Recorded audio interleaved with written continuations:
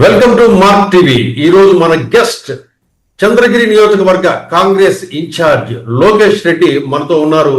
ఆయనతో ఇటీవల నిన్న జరిగిన ఈ చంద్రగిరి నియోజకవర్గ వైసీపీ మాజీ ఎమ్మెల్యే చెవిరెడ్డి అరెస్ట్ పై ఆయన అడిగి మరిన్ని వివరాలు తెలుసుకుందాం. నమస్తే లోకేష్ రెడ్డి గారు. నమస్కారం సార్.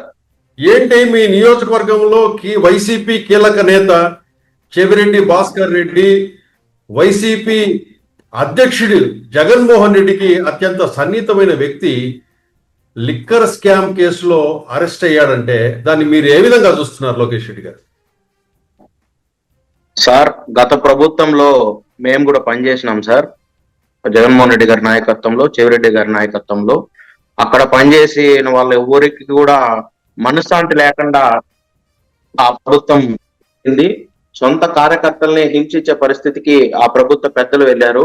ఇప్పుడు ఎవరైతే మాజీ ఎమ్మెల్యే చెవిరెడ్డి భాస్కర్ రెడ్డి గారు ఉన్నారో ఆయన ముఖ్యమంత్రి గారికి అత్యంత సన్నిహితుడు అని చెప్పుకొని ఇక్కడ తిరుపతిలో రాష్ట్రంలో చలామణి అయి తిరుగుతా ఉంటాడు. అయితే అందరూ రాష్ట్ర ప్రజలందరూ కూడా అదేవిధంగా రాజకీయ పార్టీ వ్యక్తులు, అధికారులు, మీడియా జర్నలిస్టులు కూడా తెలుసుకోవాల్సిన విషయం ఏంటంటే ఇతను ఆ పదవిని అడ్డు పెట్టుకొని సన్నిహితుడని, ముఖ్యమంత్రి గారికి సన్నిహితుడని చెప్పుకొని ఇక్కడ తిరుపతిలో చెయ్యని అరాచకం లేదు సార్.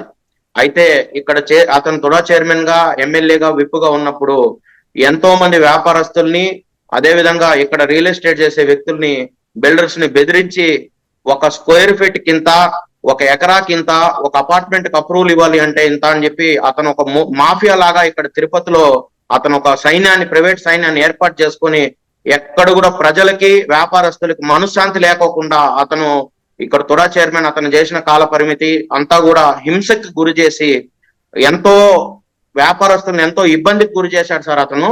అదేవిధంగా ఈ ప్రభుత్వం ఇప్పుడు నిజాయితీగా అతని మీద ఎంక్వైరీ చేసి నిక్కు తేల్చి ఏదైతే ఇక్కడ లిక్కర్ స్కామ్ ఉందో 100% అతను ఒక హవాలా డాన్ గా మారి ప్రభుత్వానికి, జగన్మోహన్ రెడ్డికి అన్ని నియోజకవర్గాలకి డబ్బులు సరఫరా చేసింది అయితే నిజము.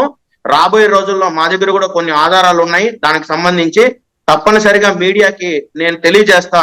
ఎందుకంటే నేను కూడా గత ప్రభుత్వంలో కీలక వ్యక్తిగా ఇక్కడ నియోజకవర్గంలో, జిల్లాలో నేను కూడా ఆ ప్రభుత్వంలో పనిచేయడం జరిగింది.